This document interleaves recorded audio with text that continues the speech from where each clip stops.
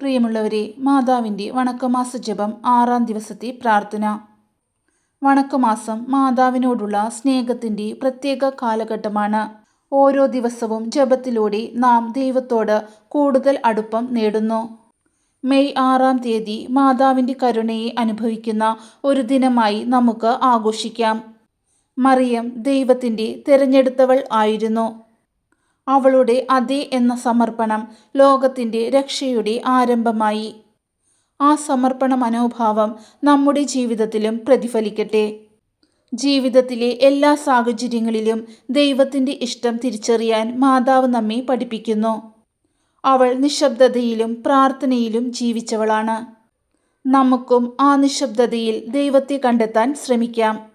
കഷ്ടതകളുടെയും പരീക്ഷണങ്ങളുടെയും സമയങ്ങളിൽ മാതാവിൻ്റെ സാന്നിധ്യം നമ്മെ ആശ്വസിപ്പിക്കുന്നു.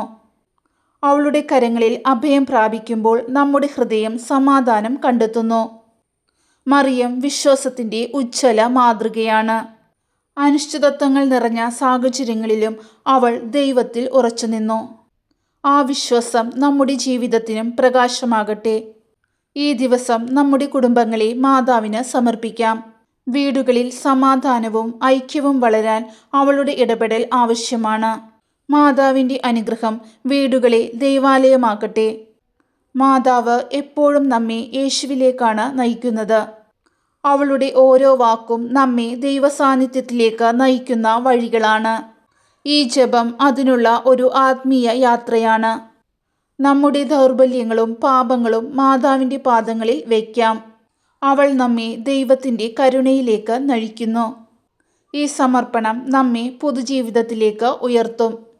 പ്രാർത്ഥനയിലൂടെ നമുക്ക് ആത്മശാന്തിയും ധൈര്യവും ലഭിക്കുന്നു. മാതാവിൻ്റെ ജപം നമ്മുടെ മനസ്സിനെ ശുദ്ധീകരിക്കുകയും ശക്തിപ്പെടുത്തുകയും ചെയ്യുന്നു. മാതാവിൻ്റെ ജീവിതം വിനയത്തിൻ്റെയും അനുസരണത്തിൻ്റെയും മാതൃകയാണ്. അവളുടെ പാത പിന്തുടരുമ്പോൾ നമുക്ക് ദൈവത്തിൻ്റെ അനുഗ്രഹം അനുഭവിക്കാൻ കഴിയും. ജീവിതത്തിലെ ചെറുതും വലുതുമായ എല്ലാ കാര്യങ്ങളിലും മാതാവിൻ്റെ സഹായം തേടാം. അവൾ നമ്മെ ഒരിക്കലും ഉപേക്ഷിക്കാത്ത സ്നേഹമാതാവാണ്.